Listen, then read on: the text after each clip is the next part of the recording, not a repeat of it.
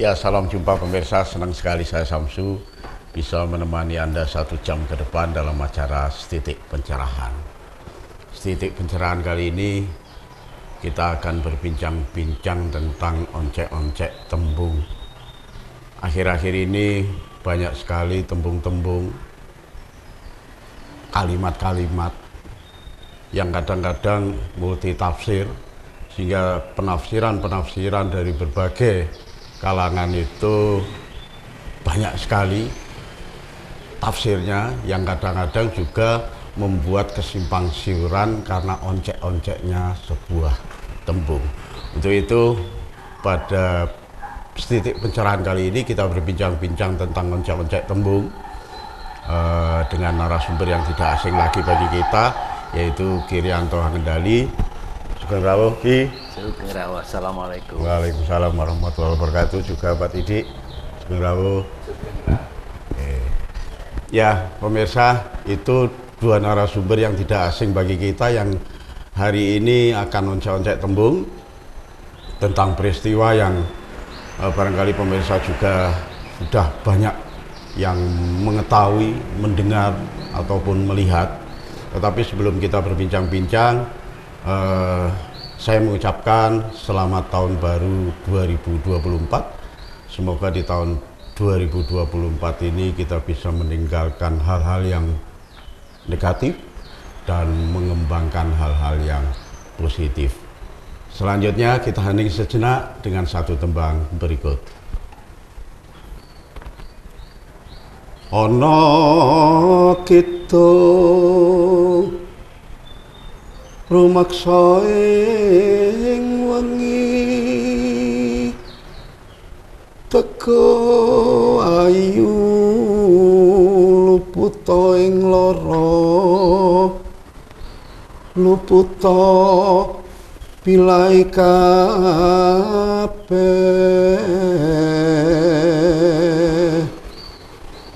jin setan tatan purun paneluan tangono wani miwah panggawe Allah gunane wong luput genia teman tirta maling ato tanono ngaraming mami guna duduk pan sirano.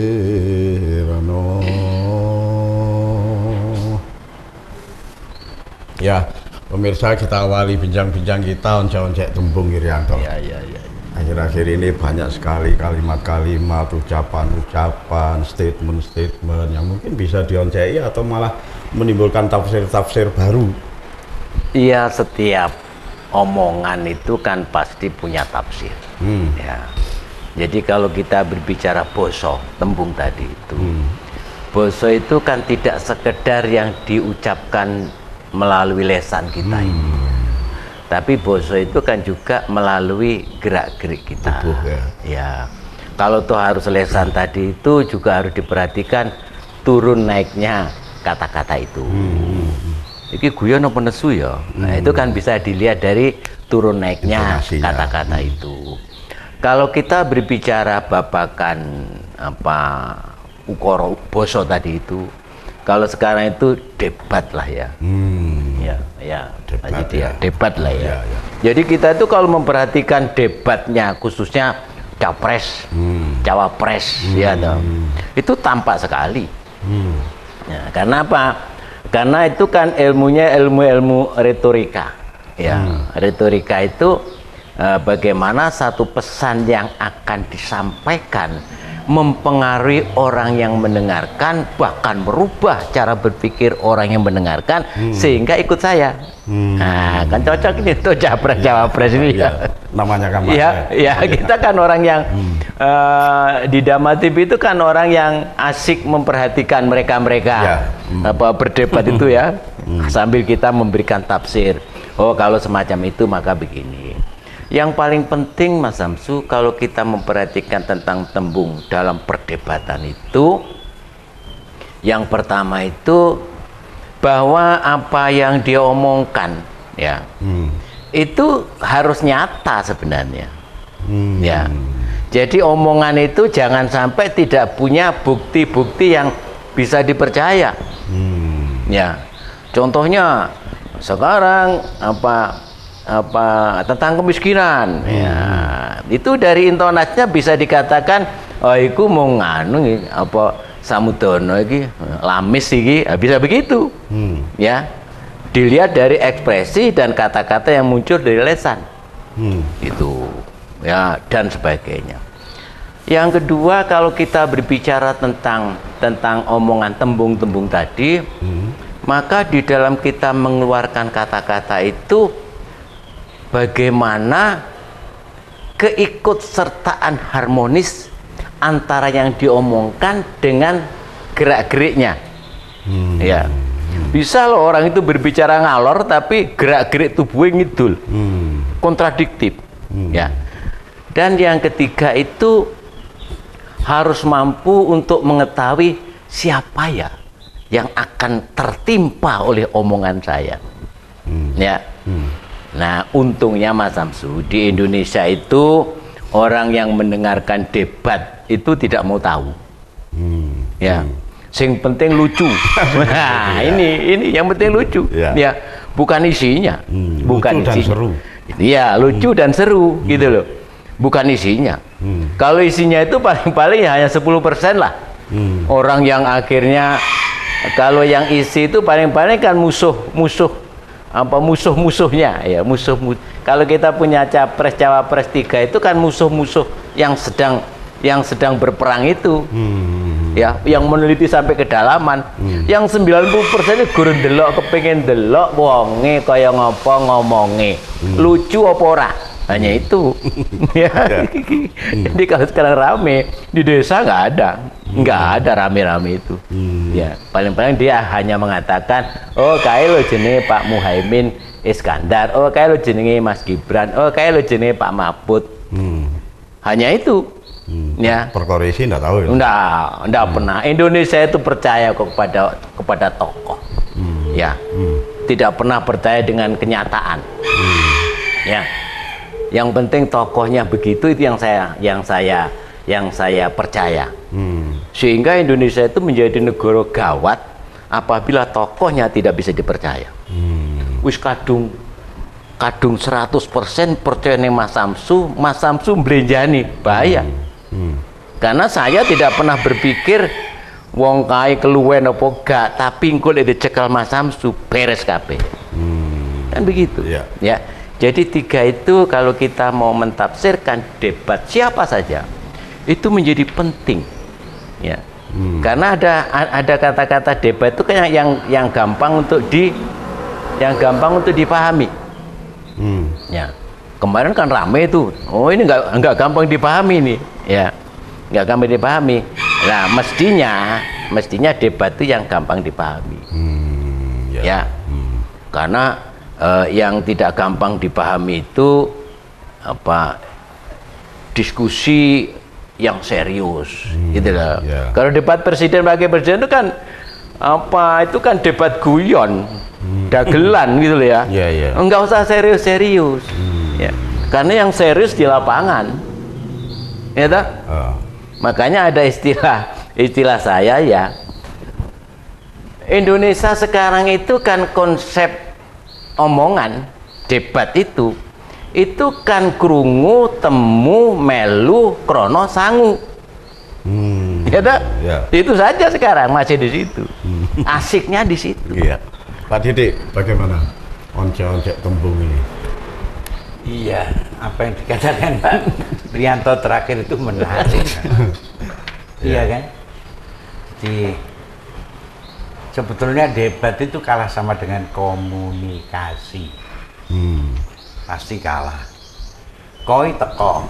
Muniki ya ngobrol kasing wae kan. Sangu ya. Nah, memang sebetulnya perdebatan kalau di dalam satu publik begitu, itu rumangsaku kan ya podo karo kalau sampean main teater. Iya kan? Nah, bedanya masing-masing orang sudah punya satu iki target audiens saya siapa. Jadi mereka itu berdebat bukan untuk saling berdebat, ada satu solusi, enggak. Dia hanya ingin berbicara dengan target audiens.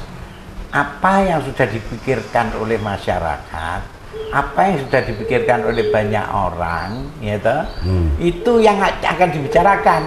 Enggak peduli kok, bener rasanya. Jadi pada saat ini ternyata atine masyarakat itu banyak yang seperti itu, pikirannya masyarakat seperti itu, tak kayak aneh gitu. Yes, mesti keplok. Neng, ya tadi itu seorang politikus itu kan kudu bicara benar, dan tidak semua kebenaran harus dibicarakan, satu itu. Terus kedua, ojo sok belenjani janji. Belenjani janji apalagi sekarang kan selalu bisa terekam kan omongannya, kan terbukti yang dilemparkan itu omongan-omongan politikus. Kadang-kadang secara teman omongannya dulu begitu pada sosok tertentu ditokke saiki. Nah, padahal bunuh diri kuwi. Ini yang terjadi, benar-benar terjadi. Jadi misalkan yang nggak mungkin, orang kita ini sekarang udah pandai lah kalau kayak gitu. Tahayul lagi, orang mungkin. Itu sudah tahu, wasio dah.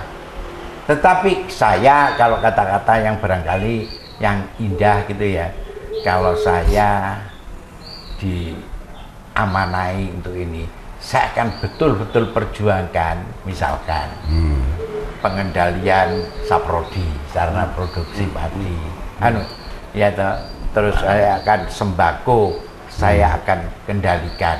Kalau kayak gitu-gitu masuk akal, tapi kalau saya ngomong beras tak doli 5.000, petani ini gak milih deh. Ya, kita tunda dulu perbincangan ini di segmen berikutnya, pemirsa. Jangan kemana-mana, tetap di Titik Pencerahan.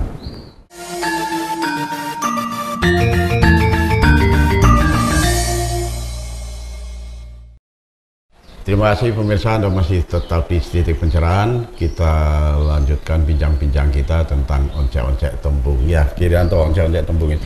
Kalau oncek-oncek tembung, kalau oncek-oncek ini kan berarti multi tafsir, bisa objektif, bisa subjektif. Ini bagaimana penjelasan? Ya, kalau kita mau ngoncek itu sangune, pengalaman dan referensi, buku dan di lapangan.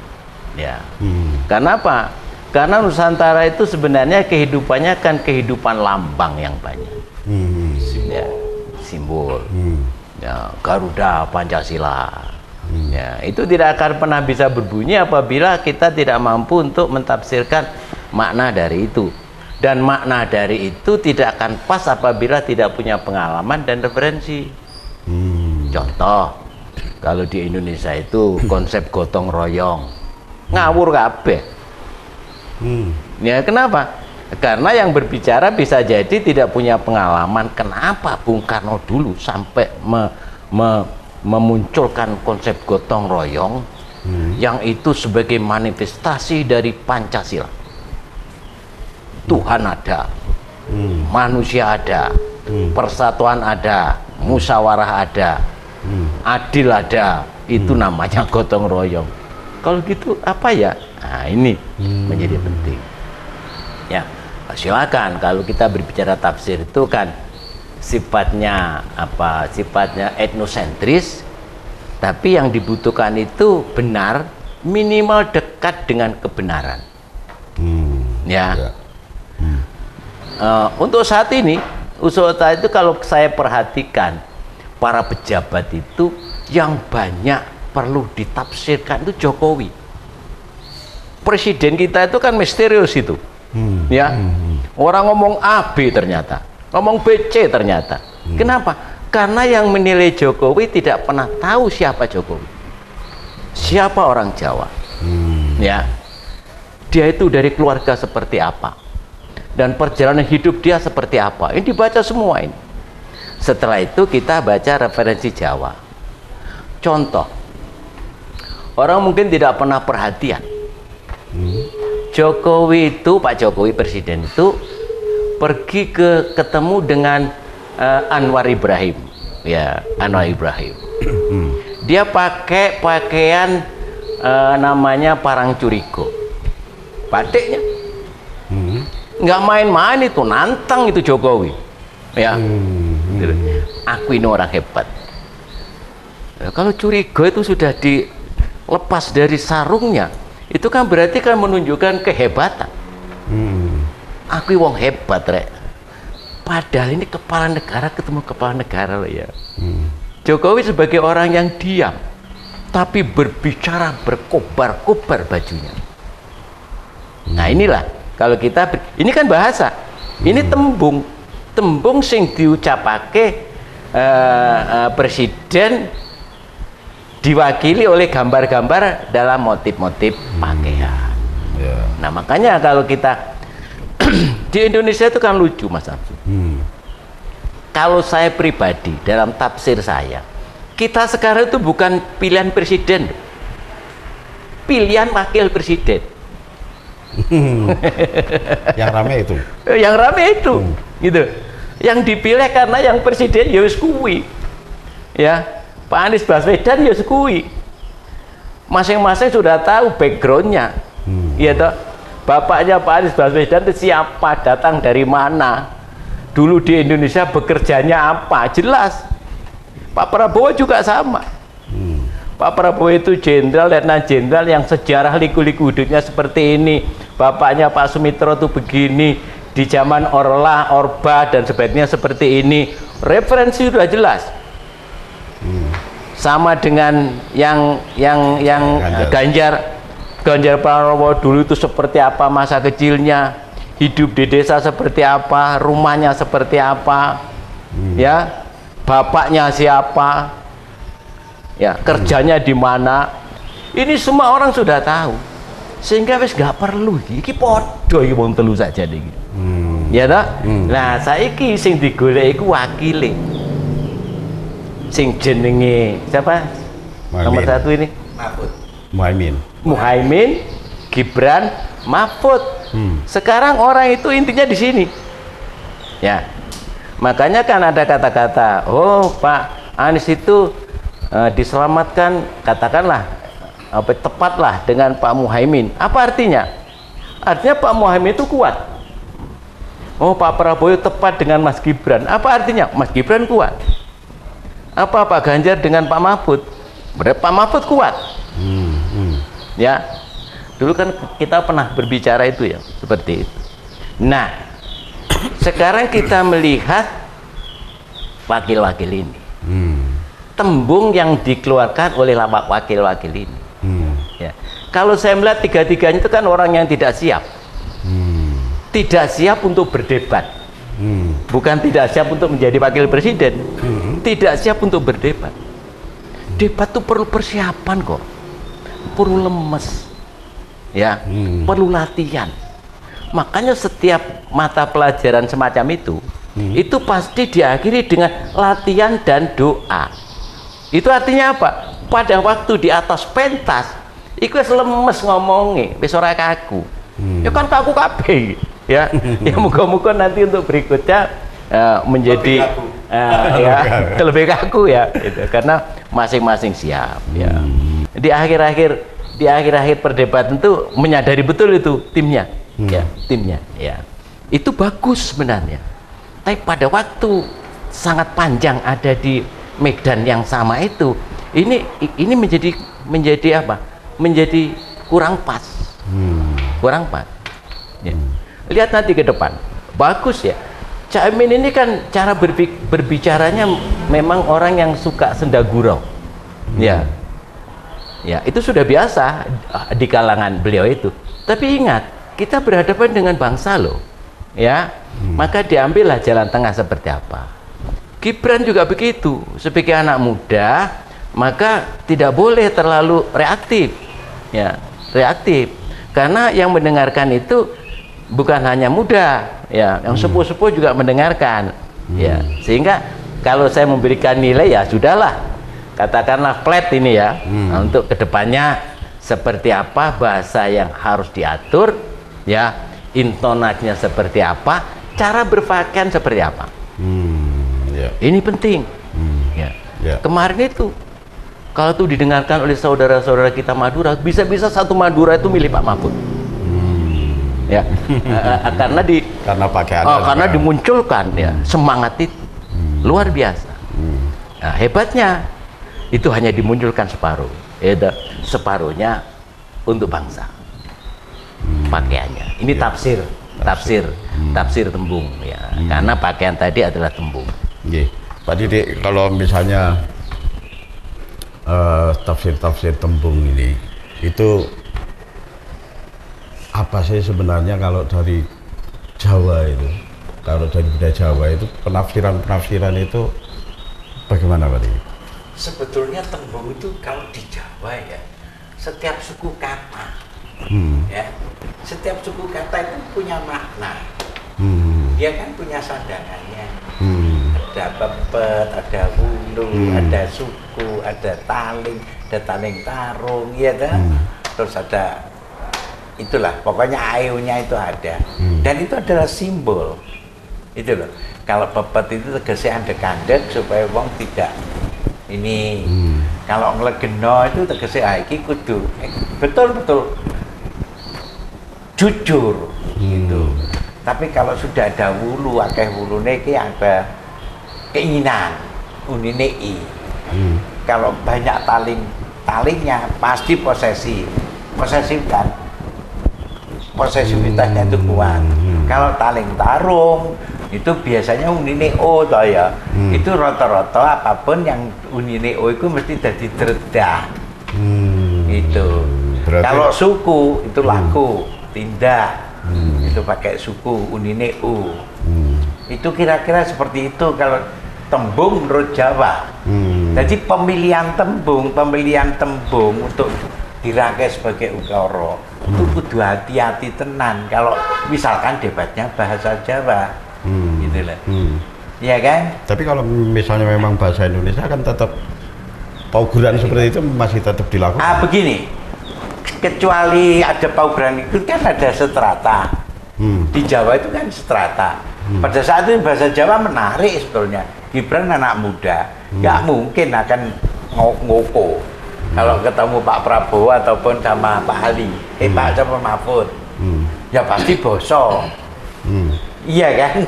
Jadi pasti banyak menekankan diri. Kayak misalkan, sejajar, mangan, nglegeno. Iya kan? Terus mari ngono pada saat aku ngomong karo wong sing luwih tuwa.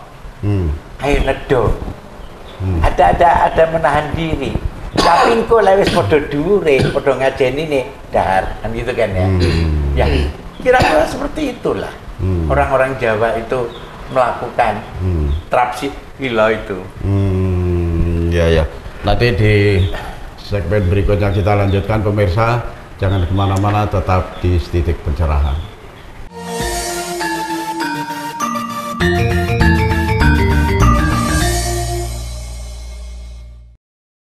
Ya, terima kasih pemirsa, Anda masih tetap di Titik Pencerahan. Kita lanjutkan bincang-bincang kita tentang udar-udar tembung. Kita lanjutkan Pak Didi, itu tadi menarik sebetulnya.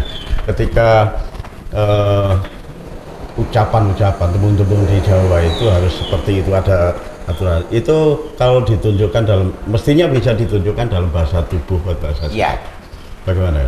Jadi hal-hal tertentu misalkan, walaupun dia itu tua ataupun muda, kalau orang Jawa tetap ngajeni itu tetap dengan segala macam monggo katuran apa itu pasti tetap lah. Itu bahasa tubuhnya gitu. Terus yang ini semu ing samudana kuwi wong nesu karo gak iki ketok. Wandanane Pak ya. Wandananya itu ketok. Terus intonasi pada saat berbicara itu kelihatan. Dan itu jadi banyak penggambaran di dalam sastra-sastra Jawa, apalagi sastra lesan. Iya kan? Misalkan pada saat jejer, kuwi mesti kebak Subasita. Krisna yang ngomongnya ya kalem. Iya ta? Tapi pada saat sudah ada sedikit persoalan gitu. Yayi kan gitu kan ya. Yayi Arjuna kan masih beda lagi gitu. Demikian juga dengan beberapa tokoh ya. Itu kayak misalkan Puntadewa apa. Itu pada saat dia sudah marah atau apa bahasanya tidak halus lagi. Nah, itu kalau ditunjukkan dari intonasi. Tapi kembali lagi ke debat, begini Mas. Pada saat orang mengeluarkan sesuatu, itu sudah tahu target marketnya siapa, target audiensnya siapa.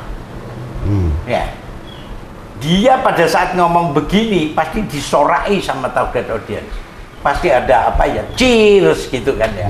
Wah hebat itu, ya kan? Nah, misalkan ada sebelumnya satu contoh seseorang itu sudah di framing, wah ini ayam sayur gitu atau apa belimbing sayur gitu ya.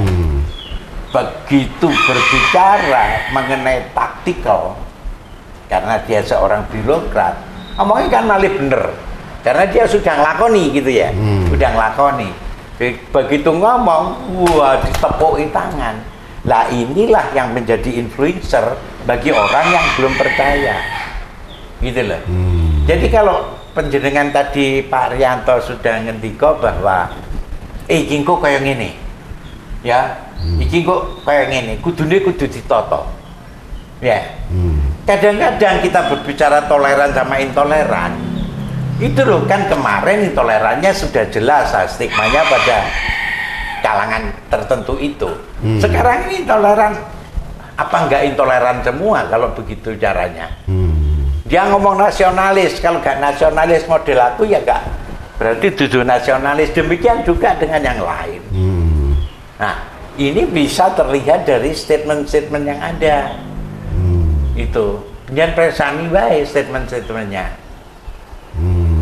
Dan sampai kadang-kadang ya nun sewu delok ya iki lho nggonku tak kongkon ungkal iki awas yo kayak gitu-gitu itu loh kan. Sebetulnya nggak perlu begitu. Republik ini ruangnya lebar. Kalau aku nyedeki penjenengan apa aku kudu naksir penjenengan kan ora loh. Aku mek pingin jejeri sapa ngerti milih aku gak milih penjenengan apa ngono tok. Tapi penjenengan kan gak kudu nesu karo aku. Iya kan? Lek iso panjenengan lu teko nang omahku. Iya kan? Ya aku yang rebut kono, ngono. Ini kan tidak terjadi seperti itu saat ini. Jadi harapan kami itu ya lek damai, kita damene kaya ngopo. Itu loh. Wong toh nun sewu dengan banyaknya apa artikel, dengan banyaknya analisis apa segala macam. Itu kan analisis persepsi, post truth. Bukan analisis kenyataan yang dianalisa. Dan sekarang panjenengan beda, kayak bener apa gak sudah.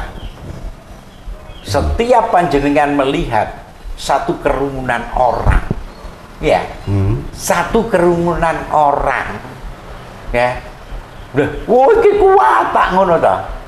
Itu loh panjenengan pinter dengan kameramen panjenengan.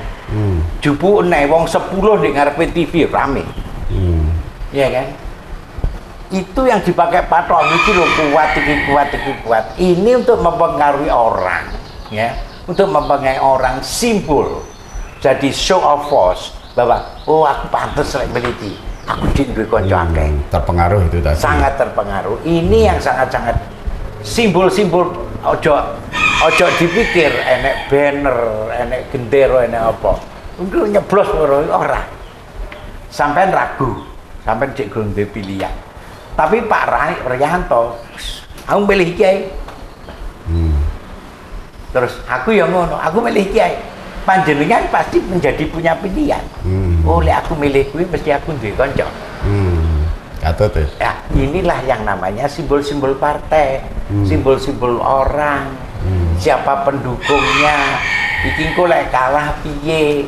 Ono gak kira-kira aku iki dimunosika apa gak gitu. Satu contoh. Sekarang yang lagi viral. Enek wong brong-brongan neng ngarepe batalion. Iya. Diperingatke jari ini tukaran. Digoreng. Jruwel. Bapak ini digebuki. Apa ya roh lek cah kuwi Berbrongan. Anu digepuk mergo sebagai partisipannya seorang calon presiden kan gak roh juga. Wong gak buka dodor wis diantemi. Iya kan? Terus digoreng. Nah, ada satu ini komunikasi yang juga kurang bagus. Ini lembaga penjuru negara, seandainya ini diserang pasti pedot juga. Elek MSA itu tak pecat, rampung. Ya. Jadi tidak ada hasilnya sebetulnya. Itu maksudnya ada satu tuntutan pada institusi itu supaya adil kan gitu kan ya. Nah, kalau saat ini artinya kalau sudah tidak mempercayai institusi negara, kira-kira pikirannya wong itu simbol. Itu simbol. Jadi banyak jebakan Batman yang tidak disadari direspon. Hal-hal yang sederhana-sederhana direspon. Ya, bener Pak Rianto tadi bahwa orang itu lo nggak peduli, tapi makin merespon sesuatu. Saiki penjenengan, sopo Samsu kene wong ro, iya ta. Roro sampean joget di ngono nggo pentung. Delalah kersane ngalah sing penjenengan pentung lurah kene. Terkenal nggak sampean? Iya kan? Yeah. Kalau hanya mencari keterkenalan. Terus panjenengan punya reason, punya alasan aku mentung berbong ini, mau ini dijelaske. Tumindak kang salah, lek narasinya itu benar, orang masih percaya, ya mesti ayo ke lurah, itu kayak terus bangsa didolimi, selesai itu.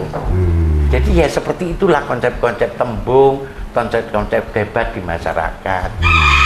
Nah, barangkali di terakhir ini Pak Rianto perlu berbicara simbol-simbol yang pernah dibuat oleh pujangga-pujangga kita.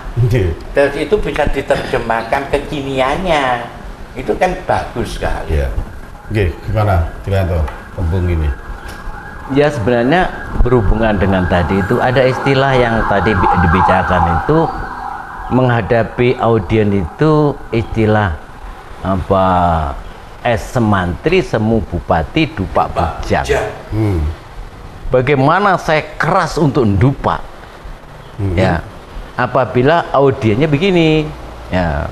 Tapi kalau begini yang menarik lah di atas pentas tuh mesem saja karena audiennya seperti itu gitu. Atau kata-kata tersamar ya semu bupati disemoni saja. Jadi begini, kalau ada istilah Jawa itu apa ada orang itu termakan oleh omongannya sendiri. Ya. Jadi kalau di Jawa orang berbicara itu bukan berarti tidak dihalang-halangi loh. Ya. Tetapi yang menarik itu pada waktu orang berbicara itu dibiarkan omongan dowo. Ya.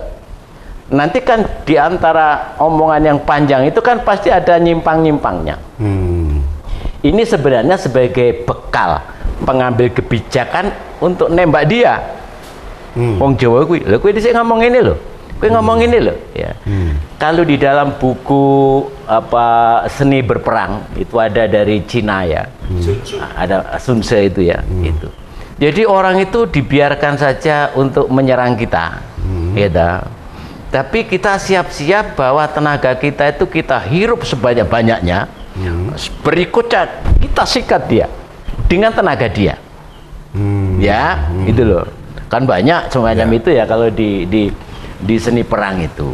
Orang Jawa juga semacam itu. Wes ngomong ngladrah gue ngomong, tapi nanti pada saatnya dia akan dilibas dengan omongan dia itu sendiri. Ya.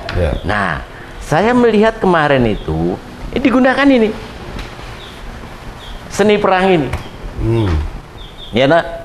Loh, jenengan kan wis ngomong ini, saya kok ngomong ini. Itu sebenarnya itu. Ya tak? Jadi Mas Samsu gak seneng apa sego pecel. Wingi kok mangan sego pecel. Nah, itu kan ini luar biasa ini. Jadi Pak Samsu gak seneng Pak Rianto kok wingi ngekei HP kan. Nah, hal semacam itu. Ini adalah seni. Debat itu perang. Ya. Gitu loh, sehingga semua keilmuan semacam ini menjadi penting. Kalau ini sebenarnya semua kan sudah jelas. Caimin itu backgroundnya NU pesantren. Oh begini loh kriterianya. Gibran anak muda, pengalaman di pemerintahan 2 tahun. Kira-kira cara berpikirnya hanya segini loh. Gitu. Tapi lek kowe mlebu ning kene, hafal dia. Kan begitu. Ya. Sampai dosen budaya ngerti sampai kan budaya itu. Apalagi kalau budaya Jawa ya Jawa kuwi kan. Yeah. Kalau sampean masuk di dalam tanya tentang budaya Jawa, oh selesai. Ya, ya kita tunda dulu. Irianto di segmen berikutnya. Pemirsa jangan kemana-mana, tetapi Titik Pencerahan.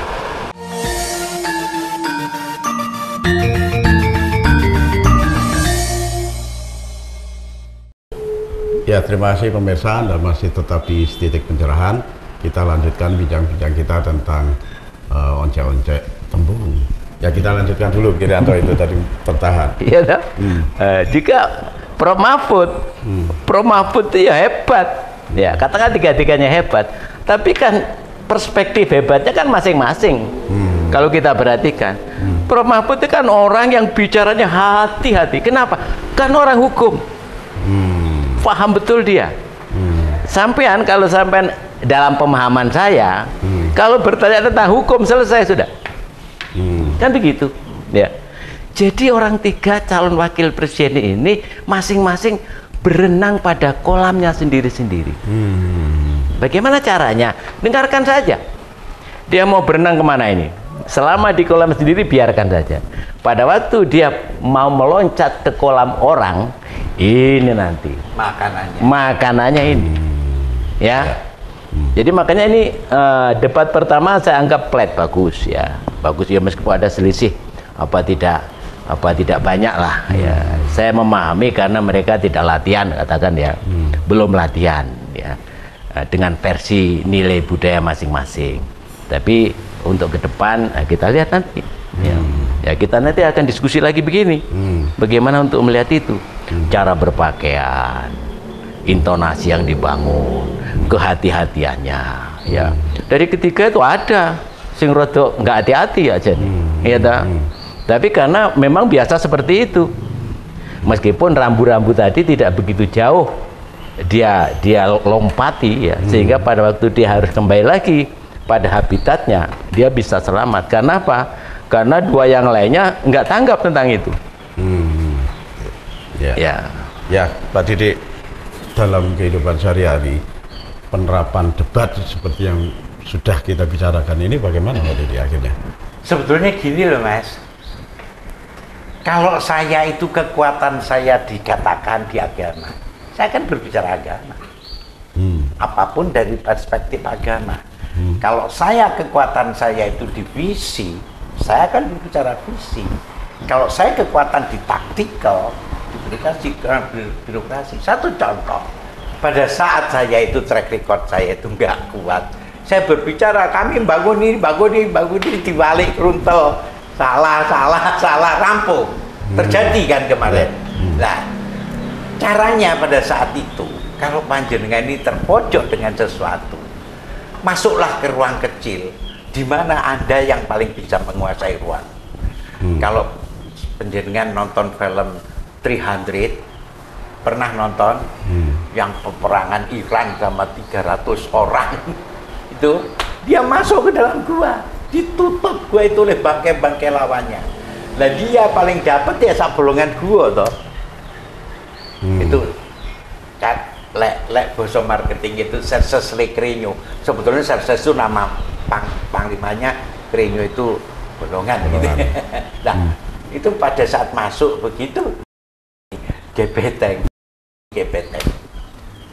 bisa menang dengan beteng mereka, kekuatan mereka kan gak mungkin. Misalkan 5.000 ini 300 mlebu grutukan mungkin, soalnya ruangannya mek sakmi ini. Tapi ayo mlebu wong 500 ya antemen kon jopo. Nah di kene 300 komo 10.000 yang panan ngono trat rampung. Lek sampean kagan sing apa petempur mau mlebu grutu yang dia lebih siap. Ini yang kadang-kadang tidak disadari oleh pedebat-pedebat itu. Ya seperti itu. Kalau ke pengeterapan kita misalkan ono debat, menengowai apa yang dikatakan Pak Arianto, mendengarkan. Pada satu saat titik komanya ada yang menentukan. Iya kan? Ya. Kalau neng pesantren informatik gitu ya. Dia ngomong rek rungokno he. Ora ae jarkoni kampung. Iso ngajar kayak iso nglakoni ya. Hal kayak gitu-gitu loh. Seharusnya. Maka pada saat kita berdebat atau apa itu luwih apik akeh sing meneng. Kecuali kalau pengetahuannya imbang, apanya imbang, kita bisa ada sesuatu. Sampai nggak hipotesa, ini antitesanya. Ini ya apa? Nah, dua-duanya punya basic yang kuat.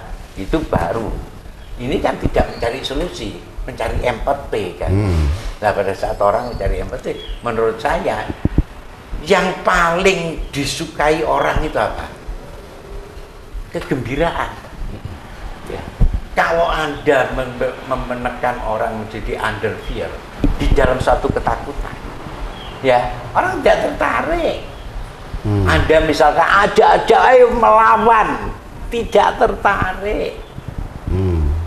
Sejarah membuktikan, sing bengok-bengok malah melayu, gitu loh. Tapi ayo rek, podo-podo seneng-seneng, iya toh? Ayo. Ini satu contoh. Dulu di tahun 94 ada seorang bintang film diserang ngalor ngidul. Ya. Diserang ngalor ngidul karena terlibat sebuah kasus. Iya kan? Pernah ingat, tapi nggak usah sebut lah itu masa lalu. Tapi adalah kasus gitu. Semua media menyerang. Tapi ada orang yang melihat sisi lain. Yaitu dengan kasih sayang. Wong iki piye iki, terus timbul jurnalis kasih sayang. Ada percaya, oh ternyata si A ini punya latar belakang begini, terus kenapa dia melakukan itu dan segala macam. Orang bisa berempati. Ini yang kadang-kadang orang nggak sadar. Kenapa waktu itu ada koran yang upahnya sampai 700.000 yang terbit. Apa? Ya karena memanfaatkan jurnalis kasih sayang. Orang itu sak jajate uang, lek didelok teko walike, bapak apike, wong rungokne. Itu.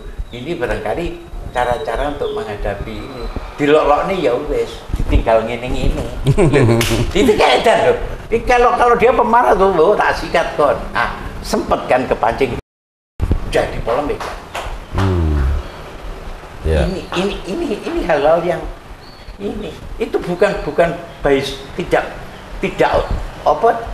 spontanitas, itu base skenario semua itu. Semua base skenario itu loh.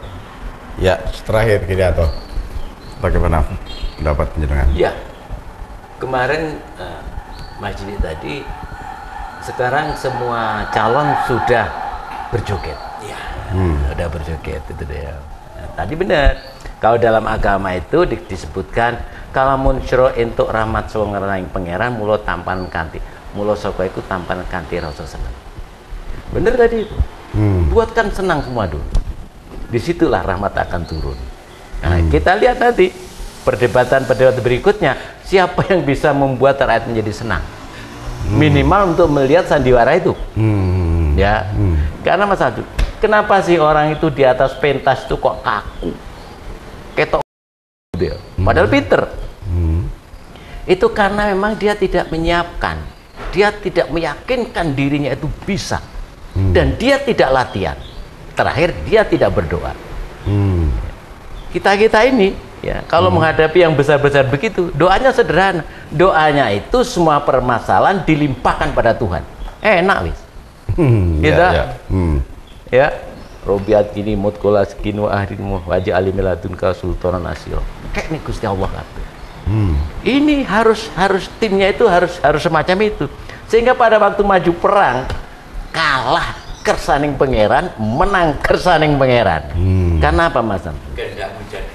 Ya, itu karena apa? Karena di dalam presentasi semacam kemarin itu kan ada minimal itu ada 3. Presentasi krono wong pinter sehingga ora usah moco wis kabeh masalah Indonesia yang utek.